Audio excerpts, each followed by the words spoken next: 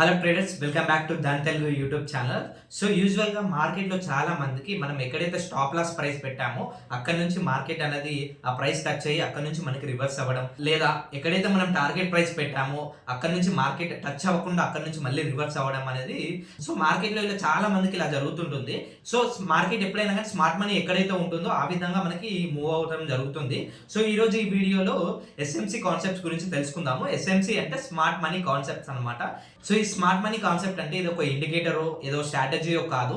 ఇది purely how institutional ఎలా trade చేస్తున్నారు, ఎలా బిగ్ ప్లేయర్స్ ట్రేడ్ చేస్తున్నారు, ఎక్కడ ఎంట్రీ అవుతున్నారు, ఎక్కడ ఎగ్జిట్ అవుతున్నారు, ఓకేనా. అలాంటి బిగ్ ఇన్స్టిట్యూషనల్ పార్టిసిపెంట్స్ ఎలా ఎంట్రీ అండ్ ఎగ్జిట్స్ అనేది తీసుకుంటున్నారు ఈ స్మార్ట్ మనీ కాన్సెప్ట్ ద్వారా మనకి తెలుస్తుంది అనమాట.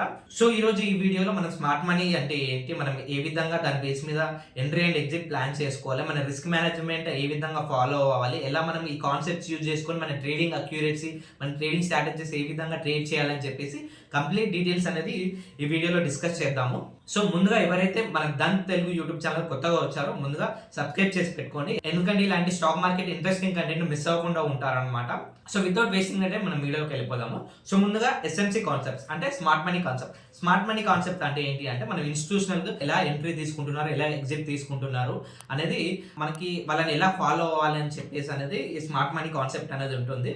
సో ఇన్స్టిట్యూషనల్ పార్టిసిపెంట్స్ దగ్గర మనకి చాలా హ్యూజ్ క్యాపిటల్ ఉంటుంది కదా, బిగ్ అమౌంట్ లైక్ ఒక 1000 crores, 5000 crores, 10,000 crores అని చెప్పేసి బిగ్ క్యాపిటల్ ఉంటుంది కదా. సో బిగ్ క్యాపిటల్ ఉన్నప్పుడు వాళ్ళు ఒకటే ప్రైస్ దగ్గర మనం by order entry, cell order entry plan చేయలేరు. కాబట్టి వాళ్ళు ఆర్డర్ స్లైసింగ్ ద్వారా మనకి మార్కెట్లో ఎంట్రీ అవ్వడం జరుగుతుంది. ఎక్కడైతే లిక్విడిటీ ఉంటుందో అక్కడ మనం ఆ లిక్విడిటీ అనేది గ్రాప్ చేయడానికి మనకి బిగ్ ప్లేయర్స్, ఇన్స్టిట్యూషనల్ ప్లేయర్స్ అనేది మనకు అక్కడ ఎంట్రీ అనేది ప్లాన్ చేస్తారు అనమాట, ఓకేనా. సో ఈ విధంగా ఒక ఇన్స్టిట్యూషనల్ ప్లేయర్ అనేది మార్కెట్లో ఎంట్రీస్ అండ్ ఎగ్జిట్ తీసుకుంటారు. ఈ స్మార్ట్ మనీ కాన్సెప్ట్లో మనకు ఒక 5 కోర్ ప్రిన్సిపల్స్ ఉంటాయి. ఫస్ట్ వన్ వచ్చేసి market structure, and second one వచ్చేసి లిక్విడిటీ, అండ్ థర్డ్ వన్ వచ్చేసి fair value gap, fourth one వచ్చేసి order blocks, and fifth one వచ్చేసి ఇన్స్టిట్యూషనల్ ఎంట్రీ అండ్ ఎగ్జిట్స్ అనమాట, ఓకేనా. సో ఈ రోజు ఈ వీడియోలో ఈ 5 టాపిక్స్ గురించి క్లియర్గా మనము డిస్కస్ చేద్దాము. సో ఫస్ట్ వన్ వచ్చేసి మార్కెట్ స్ట్రక్చర్ అనమాట. సో మార్కెట్ స్ట్రక్చర్ అంటే మనము ముందుగా మార్కెట్ అప్ ట్రెండ్లో ఉందా, డౌన్ ట్రెండ్లో ఉందా, సైడ్ వేస్లో ఉందా అని చెప్పేసి మనము మార్కెట్ స్ట్రక్చర్ని ఐడెంటిఫై చేయాలి. సో మార్కెట్ స్ట్రక్చర్ ఎలా అప్ ట్రెండ్ ఉంది, డౌన్ ట్రెండ్ ఉంది, సైడ్ వేస్ ఉంది అని ఎలా ఐడెంటిఫై చేస్తామంటే మార్కెట్ మనం అప్ ట్రెండ్లో ఉన్నట్లయితే మనకి మార్కెట్ అనేది higher highs and higher lows అనేది మనకి మార్కెట్లో ఫామ్ చేయాలి అనమాట. అలాగే డౌన్ ట్రెండ్లో ఉంటే lower lows and lower highs అనేది ఫామ్ చేస్తున్నట్లయితే మనకి అది డౌన్ ట్రెండ్లో ఉందని చెప్పేసి అది మార్కెట్ స్ట్రక్చర్ డౌన్ ట్రెండ్లో ఉందని చెప్పేసి మనం అర్థం చేసుకోవచ్చు. అదే సైడ్ వేస్లో ఉంటే మనకి మార్కెట్ అనేది ఒకటే జోన్లో మనకి కన్సాలిడేషన్ అవుతుంది అనమాట. ఇక్కడ మనకి బిగ్ ఇన్స్టిట్యూషన్ ప్లేయర్ అనేది లిక్విడిటీ అనేది అబ్జర్వ్ చేస్తారు అనమాట, ఓకేనా. ఈ విధంగా మనకి ఫస్ట్ మనకి మార్కెట్ స్ట్రక్చర్ ఐడెంటిఫై చేయాలి, అప్ ట్రెండ్ లో ఉందా, డౌన్ ట్రెండ్ లో ఉందా, సైడ్ వేస్ లో ఉందా అని. సో ఈ మార్కెట్ స్ట్రక్చర్ బేస్ మీద ఇన్స్టిట్యూషనల్ ప్లేయర్స్ అనేది మన ఎంట్రీ అండ్ ఎగ్జిట్స్ అనేది ప్లాన్ చేస్తాం. సెకండ్ వన్ వచ్చేసి లిక్విడిటీ అనమాట. యూజువల్ గా మనకి బిగ్ ప్లేయర్స్ దగ్గర హ్యూజ్ అమౌంట్ ఉంటుంది కాబట్టి సో వాళ్ళు ఏ లెవెల్స్ దగ్గర పడితే ఆ లెవెల్స్ దగ్గర మనకి ఎంట్రీ అండ్ ఎగ్జిట్స్ అనేది ప్లాన్ చేయలేదు.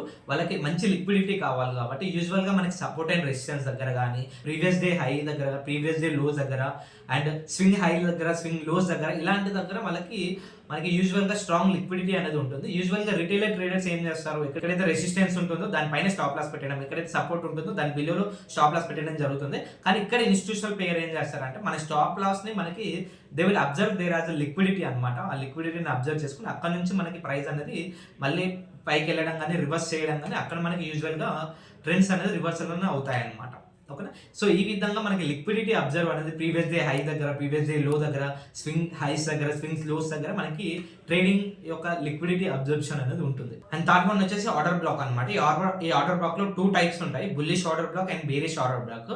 బుల్లిష్ ఆర్డర్ బ్లాక్ ఎలా ఫామ్ అవుతుంది అంటే మార్కెట్ ఎప్పుడైతే మార్కెట్ అనేది ప్రైస్ అనేది ఫాలో అవుతున్నప్పుడు అది మళ్ళీ ఆ ప్రైస్ అనేది మనకు ఒక సపోర్ట్ లెవెల్ దగ్గర మనకు ఒక స్ట్రాంగ్ బేరిష్ క్యాండిల్ అనేది ఫామ్ అయ్యి అక్కడ నుంచి మనకి మార్కెట్ అనేది స్ట్రాంగ్ అప్ మూవ్ అనేది జరిగినట్లయితే ఆ లాస్ట్ క్యాండిల్ ఒక రెడ్ క్యాండిల్ ఉంటుందా, సో దాన్ని మనం బుల్లిష్ ఆర్డర్ బ్లాక్ అంటాము. అక్కడ నుంచి మనం బుల్లిష్ మూవ్మెంటం అనేది మళ్ళీ మార్కెట్ లో అప్ ట్రెండ్ అనేది స్టార్ట్ అవుతుంది. అండ్ సెకండ్ వన్ వచ్చేసి బేరిష్ ఆర్డర్ బ్లాక్ అంటే ఎప్పుడైతే మార్కెట్ అప్ ట్రెండ్ లో మూవ్ అయినప్పుడు ఒక రెసిస్టెన్స్ జోన్ దగ్గరకు వచ్చి అక్కడైతే మనకి లాస్ట్ బుల్లిష్ క్యాండిల్ ఫామ్ అయ్యి అక్కడ నుంచి మార్కెట్ అనేది రివర్స్ అవ్వడం, డౌన్ ట్రెండ్ వెళ్ళడం జరుగుతుందో అది మనకి బేరిష్ ఆర్డర్ బ్లాక్ అని అంటారు. సో ఈ ఆర్డర్ బ్లాక్ ద్వారా మనకి మార్కెట్ అనేది రివర్సల్స్ అనేది తీసుకుంటుంది. So bullish reversal, bearish reversal అంటారు. ఇక్కడ నుంచి మనకి ఆర్డర్ బ్లాక్ నుంచి మార్కెట్ అనేది రివర్స్ అవ్వడానికి హై ప్రాబబిలిటీ అనేది ఉంటుంది అనమాట. అండ్ ఫోర్త్ వన్ వచ్చేసి ఫేర్ వాల్యూ గ్యాప్ అనమాట. ఫేర్ వాల్యూ గ్యాప్ అంటే ఎప్పుడైనా మన మార్కెట్ అప్ ట్రెండ్ లో మూవ్ అవుతుంది అనుకోండి, స్ట్రాంగ్ మూమెంటమ్ తో అప్ ట్రెండ్ లో కానీ స్ట్రాంగ్ మూమెంటమ్ తో డౌన్ ట్రెండ్ లో కానీ మూవ్ అవుతుందంటే మనకి ప్రైజెస్ అనేది మనకి ఎప్పుడైనా స్పీడ్గా మూవ్ అవుతాయి. లైక్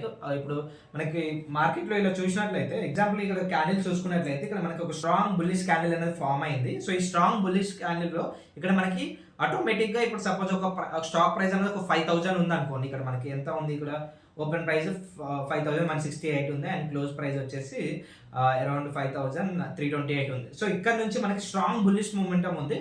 సో కొన్నిసార్లు ఏమవుతుందంటే ఈ ఫేర్ వాల్యూ గ్యాప్ అంటే ఒకటేసారి ప్రైస్ అనేది జంప్ అవుతుంది. 100 నుంచి 150కి, 150 నుంచి 200 నుంచి ఒకటేసారి ప్రైస్ అనేది స్ట్రాంగ్గా జంప్ అవుతుంది. సో ఇది ఓపెన్ ప్రైస్ అనేది, హై ప్రైస్ అనేది ఒక స్ట్రాంగ్ బుల్లిష్ క్యాండిల్, ఒక స్ట్రాంగ్ బేరిష్ క్యాండిల్ అనేది ఆ విధంగా మనకి ప్రైస్ జంప్లో అనేది కనిపిస్తుంది. ఈ జంప్ అనేది ఆ గ్యాప్ ఉంటుంది చూసారా, ఎక్కడైతే ఆ గ్యాప్ అనేది ఫేర్ వాల్యూ గ్యాప్ అంటారు.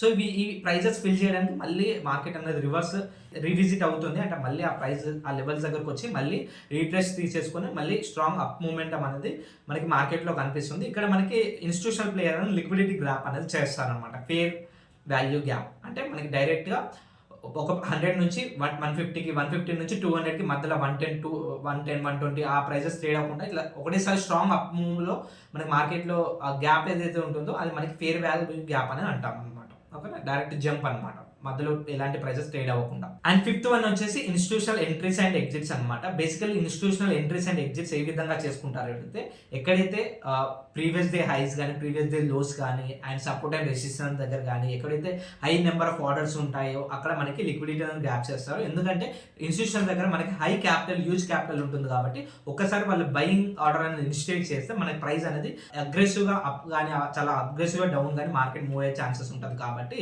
సో వీళ్ళు ఏం చేస్తారంటే లిక్విడిటీ గ్రాప్ అంటే మనకి మేజర్గా మనకి సపోర్ట్ ఏరియాస్ దగ్గర, రెసిస్టెన్స్ ఏరియా దగ్గర అక్కడ మనకి లిక్విడిటీ అని గ్రాప్ అనేది చేసేసి అక్కడ నుంచి కొంత ఆర్డర్స్ అనేది మనకి ఆర్డర్స్ ఫిల్లింగ్ చేసుకుంటూ, రీట్రేస్ చేసుకుంటూ, ఫిల్లింగ్ చేసుకుంటూ ఆ విధంగా మనకి మార్కెట్ అనేది మూవ్ చేస్తారు. కానీ ఒకటేసారి బయింగ్ బల్క్లో అమౌంట్ బయింగ్ అండ్ సెల్లింగ్ అనేది జరగదు. సో ఈ విధంగా మనకి ఇన్స్టిట్యూషనల్స్ అనేది ఎంట్రీ అండ్ ఎగ్జిట్స్ అనేది ప్లాన్ చేస్తారనమాట.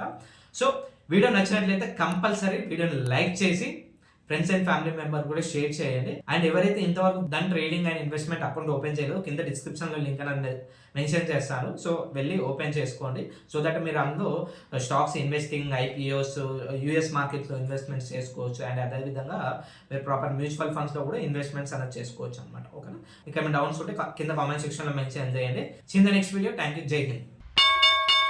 Investments in the securities market are subject to market risk. Read all the related documents carefully before investing.